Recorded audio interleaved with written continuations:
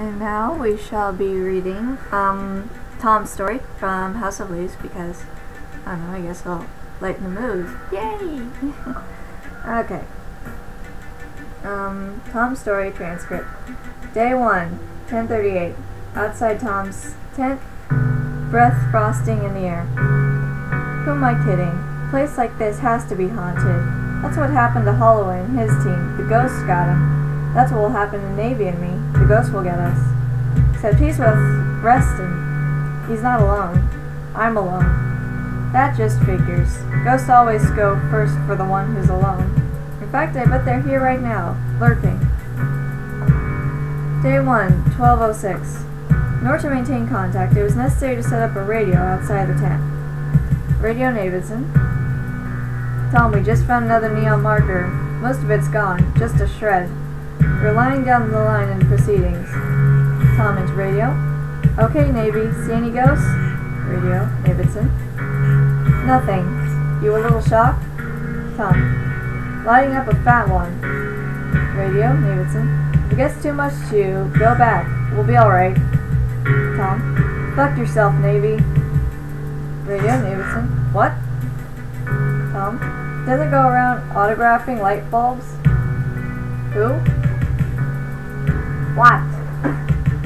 Radio Davidson. What? Never mind. Over, out, whatever. Changing channels. Tom. Karen, this is Tom. Radio. Karen. I would hope so. How's Navy? Tom. He's fine. Found another marker. Radio. Karen. And Billy? Tom. Fine too. Radio. Karen. How are you managing? Tom. Me? I'm a little cold. I'm scared shitless. And I feel like I'm about to be eaten alive at any moment. Otherwise I'd say I'm fine. Alright, day 1, 15:46. Okay, Mr. Monster, I know you're there and you're planning to eat me and there's nothing I can do about that. But I should warn you, I've lived for years on fast food, greasy fries, more than a few I'm not even gonna bother pronouncing that. Poly-something shakes. I smoke a lot of weed, too. Got a pair of lungs blacker than a road tar. No, blacker than a road tar. My point being, Mr. Monster, I don't taste so good. Okay. Day 18, 3/8. This is ridiculous. I don't belong here. No one belongs here. Fuck you, Navy, for bringing me here. I'm a slob. I like lots of food. These things I consider accomplishments. Not a hero. I'm not an adventurer. I am Tom the Slow, Tom the Chunky, Tom the Stone, Tom about to be eaten by Mr. Monster. Where are you, Mr. Monster, you stinking bastard? Sleeping on the job? Day 1, 21:09. Outside the tent. I'm sick. I'm freezing to death. I'm going. He throws up. This is not fun. This isn't fair.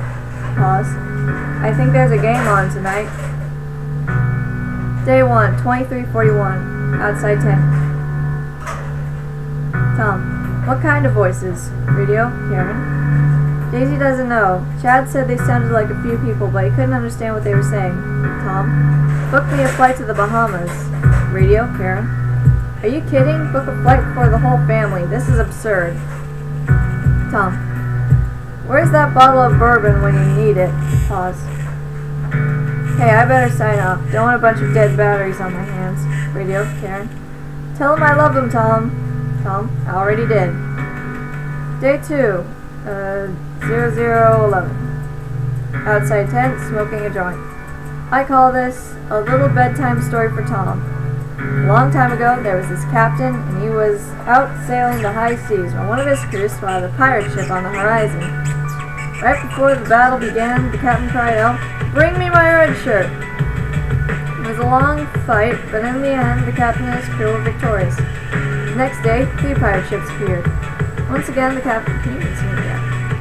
Once again, the captain cried out, "Bring me my red shirt!" And once again, the captain and his men defeated the pirates. That evening, everyone was sitting around, resting, taking care of their wounds, when Ensign, I don't know how you say that, asked the captain why he always put on his red shirt before battle. Captain Connie replied, I wear the red shirt so that if I'm wounded, no one will see the blood. That way everyone will continue to fight on unafraid. All the men were moved by this great display of courage. But the next day, 10 pirate ships were spotted. The men turned to the captain and waited for him to give his usual command. Calm as ever, the captain cried out, "Bring me my brown pants!" Okay. Day 2, 10:57. Radio, Davidson. Tom, static. Tom, you read me? Tom, going outside to the radio. What time is it? Looking at his watch. 11 a.m.? Jesus, did I sleep well. Radio, Davidson. Still no signs, except for static markers and static over. Tom, say again, Navy, you're fading. Day 2, 12:03. This punker better get on a bus and take a seat.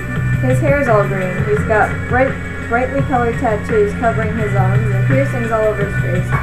Feathers hang from each airlobe. Across the aisle sits an old man who proceeds to stare at him for the next 15 minutes. Eventually the punker gets pretty unnerved and blurts out, "Hey man, didn't you do anything crazy when you were young?" "Not missing a beat," the old man replies. "Yeah, when I was in the Navy, I got drunk one night in Singapore and had sex with a bird of paradise. I was just wondering if you were my son." Okay, day 2, 13:27, outside tent. I feel like I'm in a goddamn refrigerator, that's what. So what I want to know is, where's all the goddamn food? God knows I could use a drink. Day 2, 14:11, inside tent. A monk joins an abbey ready to dedicate his life to copying ancient books by hand. After the first day, though, he reports to the head priest. He's concerned that all the monks have been copying from copies made from still more copies. If someone's made a mistake, he points out, it would be impossible to detect. Even worse, the error would continue to be made. A bit startled, the priest decides that he better check their latest efforts against the original, which is kept in a vault beneath the abbey. A place only he has access to. Well, 2 days, then 3 days pass without the priest resurfacing. Finally, the new monk decides to see if the old guy's alright. When he gets down there, though, he discovers the priest hunched over both the newly copied books and ancient original text. He is sobbing by the book of things that has been...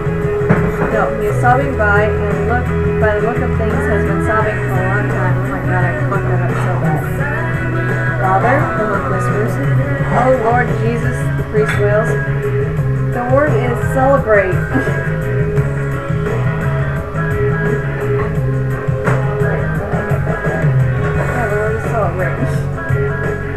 Day 2, 15:29. Outside the tent, smoking a joint, coughing again.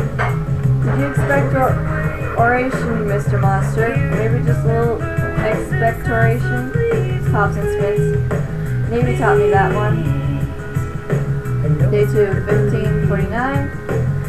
Tom. "Hey, Karen, I got a bit of the munchies going on here. Do you think you could order me a pizza?" Radio, Karen. "What?" Tom. "When the delivery boy comes to the door, just tell him to take it to the fat guy at the end of the hall, 2 miles down the left." Radio, Karen. Pause. "Tom, maybe you should come back." Tom. "No maybe about it. Is there anyone wearing left?" Day 2, 16:01. There once was a poor man who walked around without shoes. His feet were covered in calluses. One day a rich man felt sorry for the poor man and brought him a pair of Nikes. The poor man was extremely grateful and wore the shoes constantly. Well, after a year or so, the shoes fell apart. So the poor man had to go back to running around barefoot. And now all his calluses were gone, his feet got all cut up and cuts. So the cuts became infected. The man got sick, and eventually, after they cut off his legs, he died. I call that particular story Love, Death, and Nike. A real cheer-me-up story from Mr. Monster. That's right, all for you. Oh, and something else. Fuck you, Mr. Monster. Day 2, 16:42. Outside tent. Oh my Jesus. This is going on long. 7 doors went to the Vatican, and when the Pope answered the door, Dopey stepped forward. "Your Excellency," he said, "I wonder if you could tell me if there are any Dwarf nuns in Rome?" "No, Dopey, there aren't," the Pope replied. Behind Dopey, the six dwarves started to titter. Well, are there any dwarf nuns in Italy? Dopey persisted. No, none in Italy. Dopey answered a little more sternly. A few of the dwarves now began to laugh more openly. Well, are there any dwarf nuns in Europe? This time the Pope was much more firm. Dopey, there are no dwarf nuns in Europe. By this point, all the dwarves were laughing aloud and rolling around the ground. Pope, Dopey demanded, are there any dwarf nuns in the whole world? No, Dopey, the Pope snapped. There are no dwarf nuns anywhere in this world. No, in the world. Whereupon the six dwarves jumped up and down chanting, Dopey fucked a penguin! Dopey fucked a penguin! Okay, almost done. Day 2, 1716, outside town. Here's a riddle. Who makes a better house? A framer? A welder? A form builder? Give up? A grave maker, because this house lasts until Judgment Day. Okay, that's a stupid joke. Old Sunday school joke, actually. Day 2, 1828. Inside tent. Let me just pause this. Okay. Oh my god. This is so long. Now Mr. Monster looks like a frog. A little gribbit frog. When suddenly, oh, little frog has become a piglet. By carefully positioning his halogen lamp, Tom is able to cast hand shadows on the back wall of his tent. He conjures up a whole menagerie of creatures. Yes, a piggy-wiggy creature just oinking along when, uh-oh, an elephant. Look at that. The piglet has turned into an elephant. Jesus, and look at the size of that elephant. It could, oops, well, I'll be.